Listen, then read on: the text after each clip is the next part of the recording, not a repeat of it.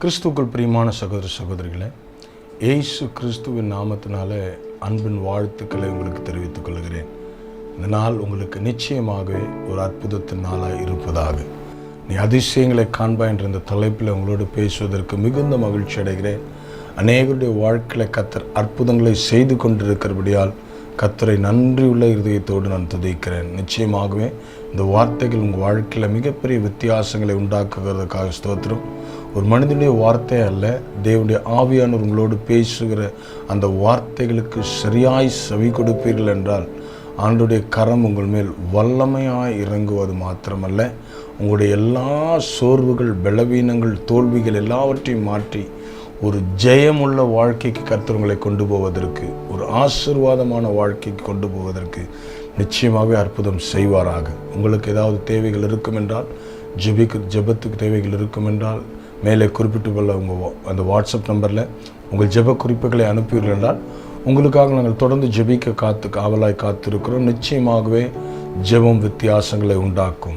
அநேகருடைய ஜெபம் நம்முடைய வாழ்க்கையில் மிகப்பெரிய வித்தியாசங்களை உண்டாக்கத்தக்கதாக இருக்கும். கர்த்தர் நிச்சயமாகவே உங்களை ஆசீர்வதிப்பாராக. அன்பான தேவஜனமே, கர்த்தருக்குள் பிரியமானவர்களே, கர்த்தருடைய வார்த்தை ஒரு நாளும் வெறுமனே திரும்பாது. அவர் வார்த்தை எந்த காரியத்துக்காக அது அனுப்பப்படுகிறதோ, அந்த வாக்கு தத்தம் எந்த சூழ்நிலைக்காக கொடுக்கப்படுகிறதோ அந்த சூழ்நிலையை மாற்றாமல் அந்த வார்த்தை ஒரு நாளும் வெறுமனே திரும்பாது. ஏதோ ஒரு வார்த்தையை பேச வேண்டும் என்பதற்காக இங்கே யாரும் பேசலை. கர்த்தருடைய வார்த்தை உங்களோடு பேசும்படியாய் நம்முடைய வாழ்க்கையில் சில வித்தியாசங்களை உண்டாக்க போகிறதற்காக கர்த்தரை துதிக்கிறேன். நீங்கள் சரியாய் கவனிப்பீர்கள் என்றால் அநேகருக்கு ஒரே ஒரு வார்த்தை பிரசங்கிக்கப்படுகிறது. ஆனால் சிலருடைய வாழ்க்கையில் அந்த வார்த்தை மிகப்பெரிய வித்தியாசங்களை உண்டாக்குறது. சிலருடைய வாழ்க்கையில் ஒரு மாற்றத்தை உண்டாக்காமல் போகிறதை பார்க்கிறோம். ஏனென்றால் விசுவாசிக்கிறவன் நிச்சயமாய் தேவனுடைய மகிமையை காண்பான். நீங்கள் இருக்கிற சூழ்நிலை, கர்த்தருடைய வார்த்தை எனக்கு வந்திருக்கிறது, கர்த்தர் நிச்சயமாய் அற்புதம் செய்வார் என்கிற விசுவாசமும் நம்பிக்கையும் உறுதியும் உங்களுக்குள்ள இருக்கும் என்றால் நிச்சயமாய் அந்த வார்த்தை உங்கள் வாழ்க்கையை மாற்றாமல் அது திரும்பாது. ஏனால் தேவனிடத்திலிருந்து வருகிற வார்த்தை அது ஏதோ ஒரு சூழ்நிலைக்காக வருகிற வார்த்தை அல்ல. உங்கள் வாழ்க்கையில் தேவன் தீர்மானித்திருக்கிற திட்டங்களையும் நினைவுகளையும் அவருடைய தீர்மானங்களையும் நிறைவேற்றும். நம்முடைய வாழ்க்கை எப்படி பார்ப்போம்னா, தொடக்கத்திலிருந்து முடிவை பார்ப்போம். ஒரு முடிவில் ஒரு காரியங்கள் செய்வதற்கு இந்த தொடக்கத்தில் சில காரியங்களை செய்ய நம்ம முயற்சிப்போம். ஆனால் கர்த்தர் நம்முடைய ஒவ்வொருடைய வாழ்க்கையும் இயேசு கிறிஸ்து எப்படி பார்ப்பார் என்றால், முடிவிலிருந்து ஒரு ஆரம்பத்தை பார்ப்பார். உங்களுக்கும் எனக்கும் ஒரு தரிசனம் இருக்கிறது, உங்களுக்கும் எனக்கும் ஒரு அழைப்பு இருக்கிறது. நம்மை கர்த்தர் ஒரு இடத்துல வைத்து உயர்த்துவதற்கு, மேன்மைப்படுத்துவதற்கான காரியத்தை முடிவு பண்ணின பிறகு அதற்குரிய எல்லா தேவைகளையும் கர்த்தர் நிறைவேற்றின பிறகு அதற்குள்ளே நம்மளை கொண்டு போய் அனுமதிக்கிறார். நீங்கள் பாருங்கள், ஆதாமையும் ஏவாளையும் கர்த்தர் கொண்டு வந்து தோட்டத்தில் வைத்த பிறகு அந்த தோட்டத்தில் நன்மையான காரியங்களை செய்யல. அவர் எல்லா நன்மையான காரியங்களை செய்த பிறகு ஆதாம் ஏவாள் இருப்பதற்கான சகல ஆசீர்வாதமான சூழ்நிலைகளை உண்டாக்கின பிறகே ஆதாம் ஏவாளை கர்த்தர் கொண்டு வந்த தோட்டத்தில் வைத்தார். நீங்கள் நினைக்கலாம், ஏதோ ஒரு குடும்பத்தில் இருக்கிறோம், ஏதோ ஒரு காரியத்தில் இருக்கிறோம், ஏதோ நம்முடைய வாழ்க்கை போகிறது என்று. இல்லை, கர்த்தர் உங்களுக்கு என்று ஒரு தரிசனத்தை வைத்திருக்கிறார், ஒரு லக்கை வைத்திருக்கிறார். You have a destination. God has decided a destination for you. அந்த டெஸ்டினேஷனுக்கு ஓடுவதற்காகத்தான் கர்த்தர் இந்த பாதையில் நம்மை அனுமதித்திருக்கிறார். அந்த பாதையை சரியாய் பிடிப்போம் என்றால், சூழ்நிலைகளுக்கு அப்பாற்பட்டு கர்த்தர் மேல் உங்கள் விசுவாசம், வைராக்கியம் அதிகமாக இருக்கும் என்றால் உங்கள் வாழ்க்கை ஜெயமுள்ள வாழ்க்கை இல்லாமல் போவதற்கு வாய்ப்பே கிடையாது. பாருங்கள், யோசேப்பை கர்த்தர் தெரிந்து கொண்ட பிறகு அவனை ஒரு பெரிய டெஸ்டினேஷனை வச்சுட்டு தான் அவனை தெரிஞ்சுக்கிறார். யோசேப்பு நினைத்தான் இந்த வீட்டுக்கு தலைவனாக இருப்பேன் என்று. தரிசனம் வந்தபோது அவன் அதை தான் நினைத்திருப்பான். அவர்கள் அண்ணன்மார்கள், அப்பா எல்லாம் நினைத்தது என்ன? ஏன் அவனை பகைத்தார்கள்? ஏன் அவனை விற்று போட்டார்கள்? ஏன் அவனுக்கு விரோதமான காரியங்களை செய்தார்கள் என்று நீங்கள் பார்ப்பீர்கள் என்றால், அந்த வீட்டுக்கு அவன் தலைவனாய் மாறிவிடக்கூடாது என்கிற எண்ணம்.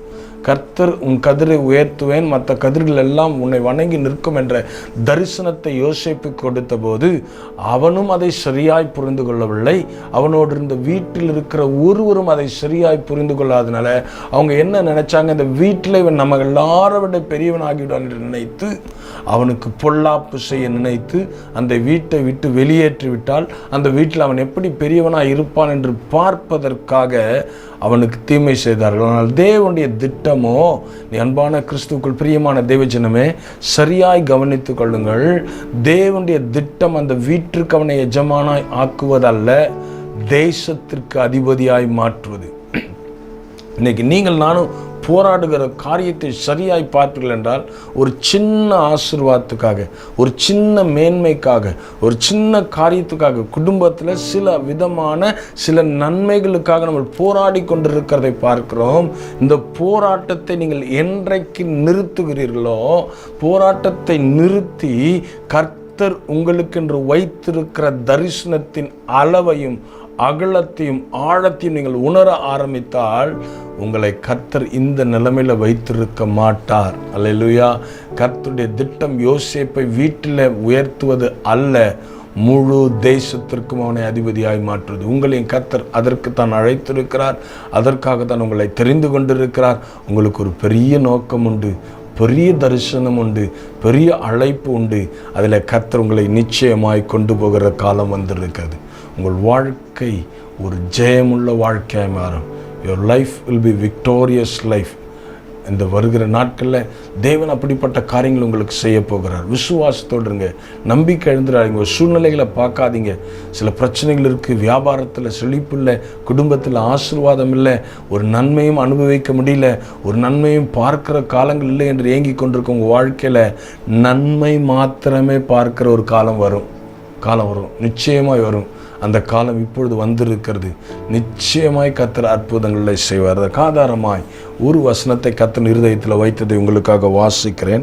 ஏசாயா எழுதின தீர்க்கதரிசன புஸ்தகம் 54 அதிகாரம் 7 வசனத்தை உங்களுக்கு வாக்குத்தத்தமாய் வாசிக்கிறேன்.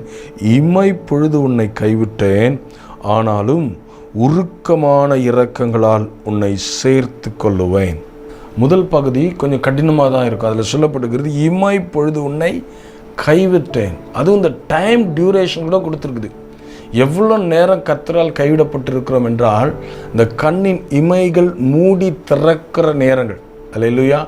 என்றால் அவர் இரக்கமுள்ள தேவனாய் இருக்கிறபடினால நீங்கள் அவரிடத்தில் சேருகிறீர்களோ இல்லையோ, அந்த இமைப்பொழுதை தாண்டி அவரால் உங்களை கவனிக்காமல் இருக்க முடியாது. அல்லேலூயா. ஏனென்றால் நீங்களும் நான் நீதிமான் என்பதற்காக அல்ல, நீங்கள் நான் உத்தமன் என்பதற்காக அவர் நம்மளை கவனிக்கல.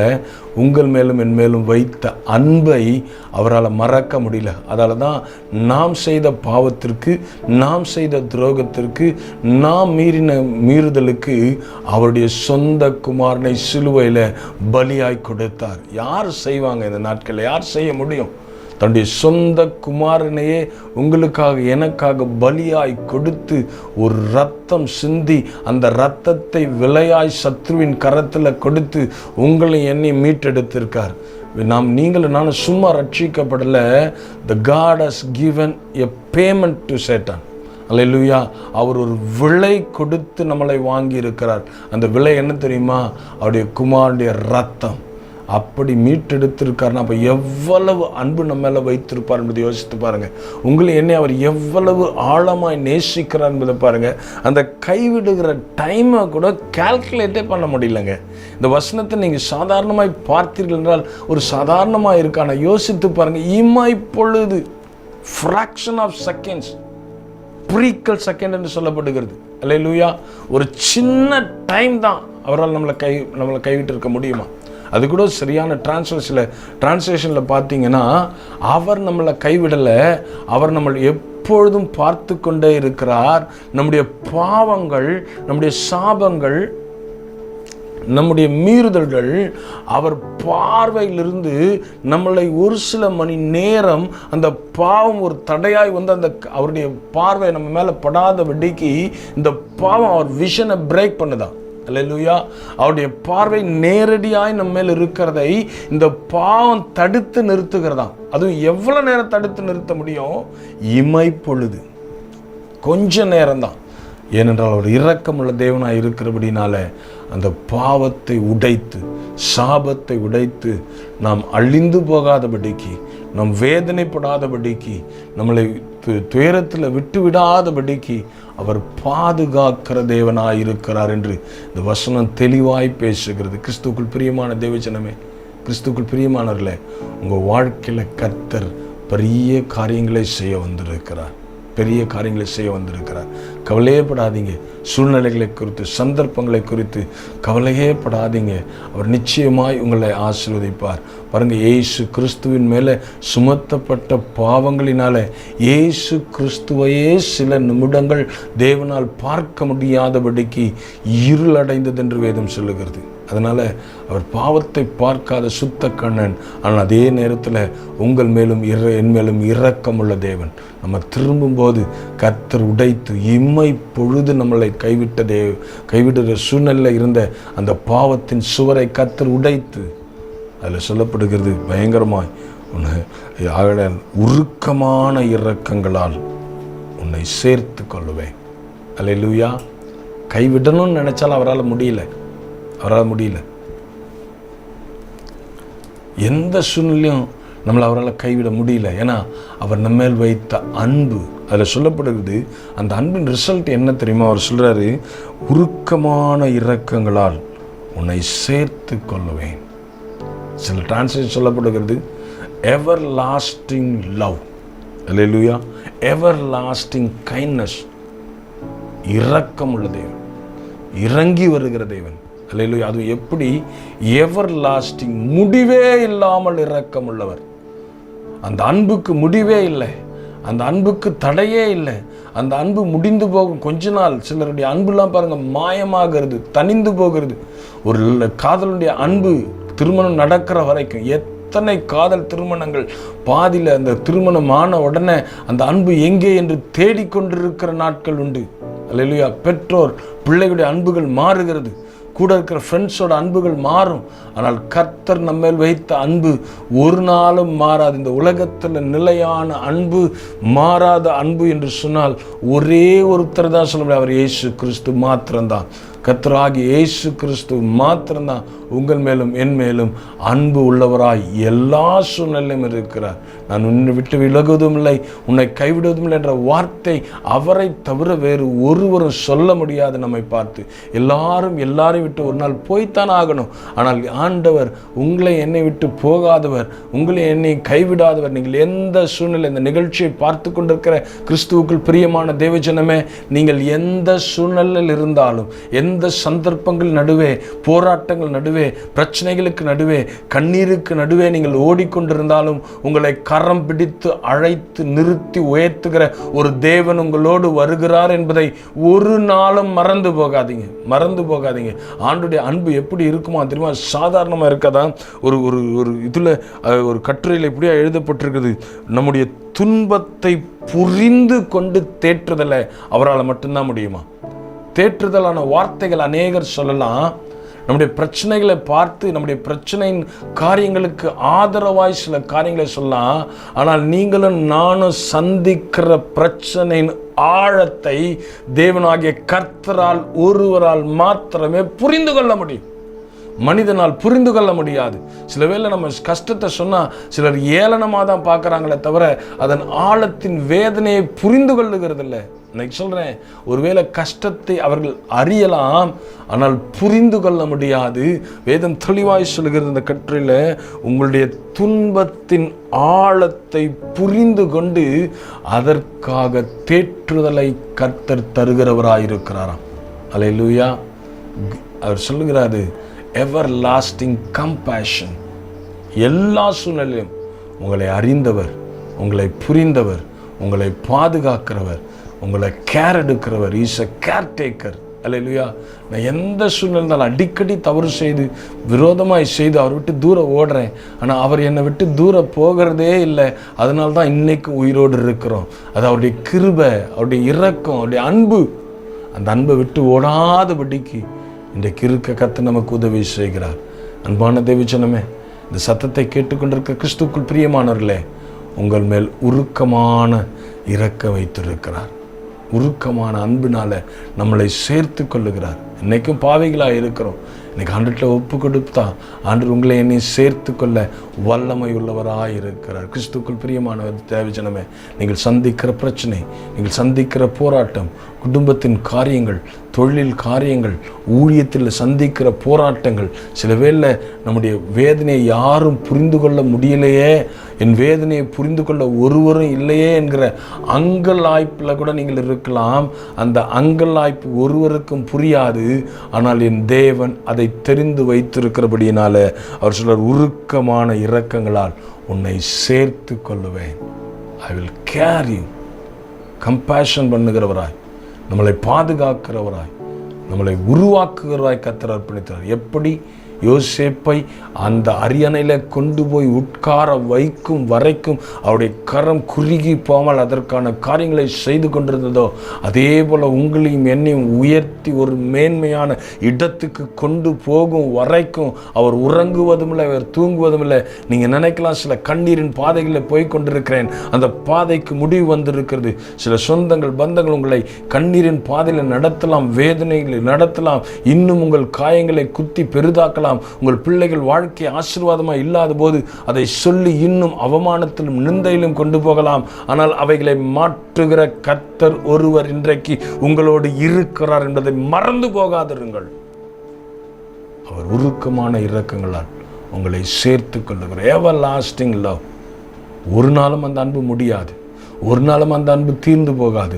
ஒரு நாளும் அந்த அன்பு, ஏன் தெரியுமா அவ்வளோ அன்பு இருக்கிறது? அவர் நம்மிடத்தில் எதையும் எதிர்பார்க்காமல் நேசிக்கிறார். அவர் நம்மிடத்தில் எதையும் எதிர்பார்க்கல. அந்த எல்லா அன்பும் ஏதோ ஒரு காரியத்தை எதிர்பார்த்து வரும். ஆனால் அவருடைய அன்பு எதையும் எதிர்பார்க்காததுனால அந்த அன்பு முடிவுக்கே வரமாட்டுது. அன்பான தேவஜனமே, இன்றைக்கு உங்களை என்னை அழைத்த தேவன், உங்களை என்னை உருவாக்கின தேவன், அவர் சில டைமில் கைவிட்டதை போல தோணலாம். இன்றைக்கு திரும்ப உருக்கமான இரக்கங்களால் நம்மை சேர்த்து கொள்ளுகிறார். அற்புதம் நடக்கும், அதிசயங்கள் நடக்கும். வாழ்க்கையில் மிகப்பெரிய நன்மைகளை நீங்கள் நிச்சயமாய் பார்ப்பீர்கள் என்பதை உறுதியாய் சொல்லி கொண்டிருக்கிறேன். இதை பார்க்கிற போதே இந்த நிகழ்ச்சி முடியறதுக்குள்ளே உங்கள் வாழ்க்கையில் பெரிய மாற்றங்களை கர்த்தர் உண்டாக்குவார். அவர் உருக்கமான இரக்கத்தினால் நம்மை சேர்த்து கொள்ளும்போது சில காரியங்களை நமக்காக செய்கிறார். அது என்ன காரியம் என்பதை நான் உங்களுக்கு தெளிவாய் உணர்த்தி உங்களுக்காக ஜெபிக்க விரும்புகிறேன். அவர் செய்ய போகிற காரியங்களில் சில ஒரு 5 காரியங்களை மட்டும் சொல்லுகிறேன். நிறைய காரியங்களை செய்கிறார். நேரத்தின் காரணமாக ஒரு 5 காரியத்தை மட்டும் உங்களுக்கு சொல்லி உங்களுக்காக நான் ஜெபிக்கிறேன். முதலாவது, அவர் உருக்கமான இரக்கம் நம்மளை இழுத்து கொள்ளும்போது அவர் செய்கிற காரியம் என்ன தெரியுமா? விருத்தி அடைய செய்வார். அல்லேலூயா, அல்லேலூயா. பாருங்க, ஆபிரகாம் அவன் கல்தேயர் பட்டணத்தில் கொஞ்சம் வசதியாக தான் இருந்தான். அவன் பட்டினியாவோ பஞ்சத்தில் இல்லை. ஆனாலும் அவனை இழுத்து கொண்டு வந்து ஒரு வனாந்தரத்தில் விட்டது மாத்திரமல்ல, அவனை பெருக பண்ணி அவனை விருத்தி அடைய செய்கிறார். உபாகம் 13ஆம் அதிகாரம் 18ஆம் வசனத்தில் தெளிவாய் சொல்லப்படுகிறது, உங்களை விருத்தி அடைய செய்கிற தேவன். அல்லேலூயா, அல்லேலூயா. ஆசீர்வாதம் வேற, விருத்தி வேற. ஏதோ தேவையை சந்திக்கிறதுக்கான காரியம் மட்டுமல்ல, God is going to extend your boundaries. நீங்கள் எதிர்பார்த்திராத ஒரு விருத்தியை உங்கள் தொழிலில், உங்கள் குடும்பத்தில், உங்கள் வாழ்க்கையில், உங்கள் சபையில், உங்கள் ஊழியத்தில் கர்த்தர் விருத்தியை தரப்போகிறார். இனி குறைவுபட்டு போகாதபடிக்கு, அமுங்கி போகாதபடிக்கு, குறைவாய் போகாதபடிக்கு, இனி ஃபுல் எக்ஸ்டென்ஷன் லைஃப்பில் கர்த்தர் உங்களை என்னை நிறுத்துவேன் என்று வாக்குத்தத்தம் பண்ணுகிறார். அவர் உருக்கமான இரக்கத்தினால நம்மளை இழுத்து கொண்டு அவர் செய்ய போகிற முதல் காரியம், குறுகி இருக்கிற நம்முடைய வாழ்க்கையை பெருக்கத்துக்குள்ள, விசாலத்துக்குள்ளே கொண்டு போக விடுகிறார். 2வது, உபாகம் 30ஆம் அதிகாரம் 3ஆம் வசனத்தில் சொல்லப்படுகிறது, அவர் நம்மளை விசாரிக்கிறவராக இருக்கிறபடினால சிறையிருப்புகளை கர்த்தர் மாற்றப் போகிறார். முதலாவது, விசாலத்தில் கர்த்தர் கொண்டு போய் விருத்தியை நமக்கு தரப்போகிறார். 2வது, சிறையிருப்புகளை கர்த்தர் மாற்றப் போகிறார். எதிலெல்லாம் அடிமைப்பட்டிருக்கிறோம், எந்த காரியம்லாம் நம்மளை அடிமைப்படுத்துகிறது, நம்மளை வளர முடியாதபடிக்கு, ஆசீர்வதிக்கப்பட முடியாதபடிக்கு, ஒரு விருத்திக்குள்ளே போக முடியாதபடிக்கு, ஒரு செழிப்பை காண முடியாதபடிக்கு, கர்த்தருக்காக எழும்பி பிரகாசிக்க முடியாதபடிக்கு எதெல்லாம் தடையாயிருக்கிறதோ அதையெல்லாம் நமக்கு சிறையாயிருக்கிறது. மனிதன் சிறையாயிருக்கலாம், காரியங்கள் சிறையாக இருக்கலாம், ஒருவேளை பொருள்கள், வீடுகள் கூட சில டைமில் சிறையாக இருக்கலாம். எந்த காரியமும் எதுவும் எந்த மனிதனும் கர்த்தரையும் என்னையும் பிரிக்கிறதற்கு இடம் கொடுக்கக்கூடாது. அது சிறையிருப்பு. எல்லா சிறையிருப்பை கர்த்தர் இன்றைக்கு மாற்றுகிறார். அல்லேலூயா. அவர் உங்களை என்னை இழுத்து கொண்டபடினால எகிப்தில் அடிமையாக இனி இராதபடிக்கு, இனி இதுவரை கண்ட எகிப்தினை இனி நீ காண மாட்டாய், நீ சிறையில் இருப்பதில்லை, உன்னை அடிமையாய் ஒருவனும் வைப்பதில்லை என்று வாக்கு தத்தம் பண்ணி நம்முடைய சிறையிருப்புகள் எல்லாவற்றையும் அவர் மாற்றப் போகிறார். இனி ஒருவனும் ஒரு காலம் ஒருத்தருக்கு நம்ம அடிமையாய் இல்லாதபடி கர்த்தர் விடுதலை நாட்களை கற்றுத் தரப்போகிறார்.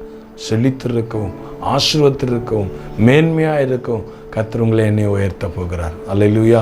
நிச்சயமாகவே அற்புதம் நடக்கும். நம்முடைய சிறையிருப்புகள் மாறும். மூன்றாவது காரியம் 2 நாளாகமும் 33ஆம் அதிகாரம் 13ஆம் வசனத்தில் சொல்லுகிறார், ஆளுகையை உனக்கு திரும்ப தருவேன்.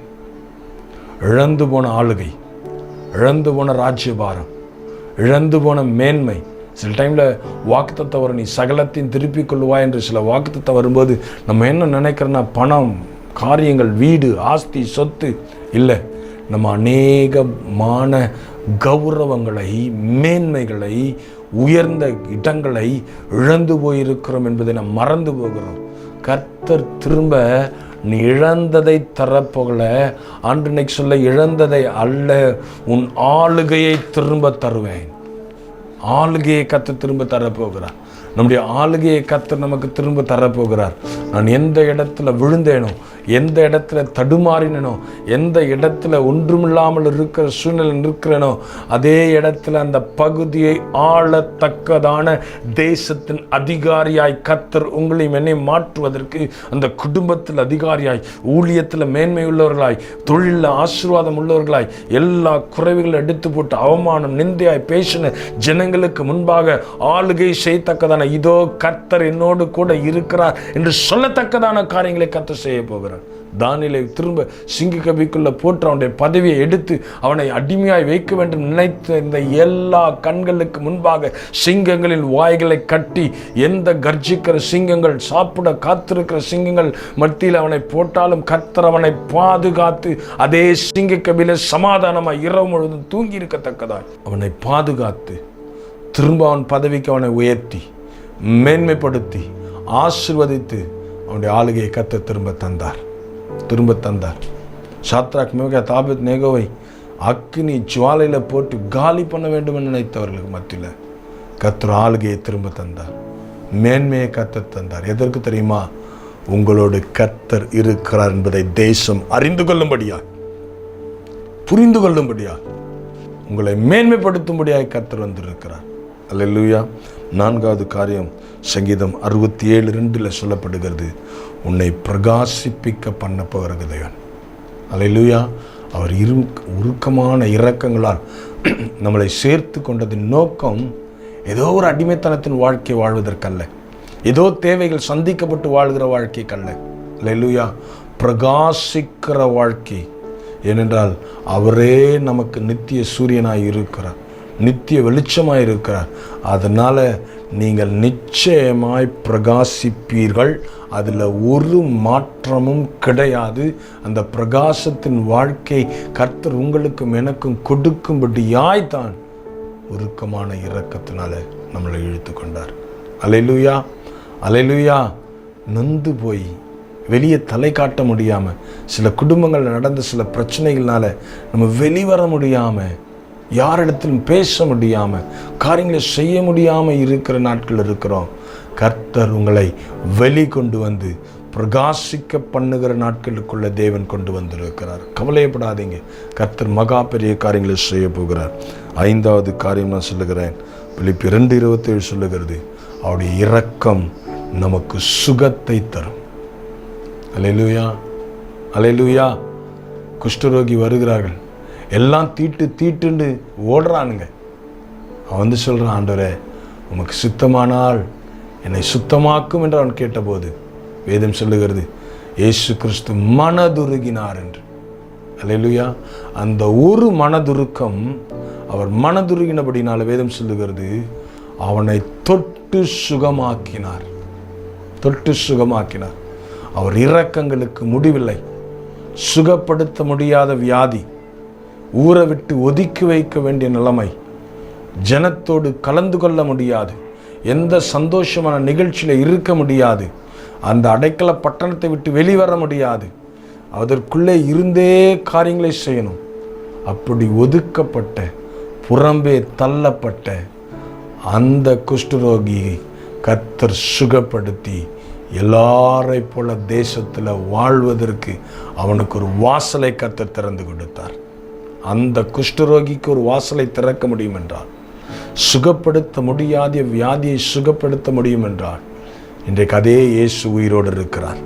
அதே இயேசு உங்களின் மனதுருக்கமாக இருக்கிறார். இறுக்கமான காரியங்களை விட்டு வெளியே வாங்க, நம்மளை இறுக்கி வைக்கிற, அடக்கி வைக்கிற காரியத்திலிருந்து வெளியே வாங்க. அல்லேலூயா. உருக்கமான இரக்கங்களால் உங்களை அவர் மீட்டிருக்கிறார், பிடித்திருக்கிறார், காரியங்களை செய்ய போகிறார். எல்லா வியாதிகளை கர்த்தர் மாற்ற போகிறார். டாக்டர் சொன்னாங்க முடியாது, கர்த்தர் சொல்றார் முடியும், என்னால் கூடாத காரியம் ஒன்றுமே இல்லை என்று சொல்லுகிறார். நிச்சயமாக உங்கள் வாழ்க்கையில் பெரிய அற்புதங்கள் நடக்கும், அதிசயங்கள் நடக்கும். கர்த்தர் காரியங்களை செய்ய போகிறார். கண்களை மூடி ஜெபிப்போமா? அன்பான கிறிஸ்துக்குள் பிரியமான தேவஜனமே, இந்த சத்தத்தை கேட்கும் போதே உங்கள் வாழ்க்கையில் அற்புதம் நடக்கும். நிச்சயமாய் அற்புதம் நடக்கும். உங்கள் அதிசயங்களை நீங்கள் பார்க்கும்படி கர்த்தர் உங்களை அழைத்து வந்திருக்கிறார். கண்களை மூடுவோமா? ஆண்டவருடைய சமூகத்தில் ஒப்பு கொடுத்து, எங்களை அதிகமாக நேசிக்கிற நல்ல ஆண்டவரே, இந்த அருமையான வேலைக்காய் உமக்கு ஸ்தோத்திரம். இன்றைக்கு கர்த்தர் எங்களோடு பேசி இருக்கிறபடியால் நன்றி ஆண்டவரே. சில டைமில் ஆண்டவர் கைவிட்டது போல எங்களுக்கு தோணுது. நாங்கள் செய்த பாவத்தின் நிமித்தமாய், சாபங்களின் நிமித்தமாய் கர்த்தர் கைவிட்டதை போல உணர்கிற ஆண்டவரே. இல்லை, அவர் இறுக்கமாய் இருக்கிற தேவன் அல்ல. எங்கள் இறுக்கமான இருதயங்களை உடைத்து ஆண்டவரே, எங்கள் மனதுருகி ஆண்டவரை இரக்கம் வைத்து எங்களை மீட்டெடுத்து அழைத்து ஆளுகைக்குள்ளே கொண்டு வந்து பிரகாசிக்க செய்து பவுண்டரிஸை எக்ஸ்டெண்ட் பண்ணி ஆண்டவரே ஒரு பெரிய விடுதலை கொடுத்து எங்களை நடத்த போகிற தேவன் எங்களோடு கூட இருக்கிறபடியால் நாங்கள் நன்றி செலுத்துகிறோம். நீங்கள் இல்லை என்கிற ஒரு காரியத்தை நாங்கள் ஒரு நாள் நினைக்காதபடிக்கு கர்த்தர் கிருபை செய்வீராக. இன்னும் மேன்மை அடையத்தக்கதாய், இன்னும் உயரத்தக்கதாய், இன்னும் ஆசீர்வாதங்களை அதிகமாய் பெற்றுக்கொள்ளத்தக்கதாய் கர்த்தர் உதவி செய்வீராக.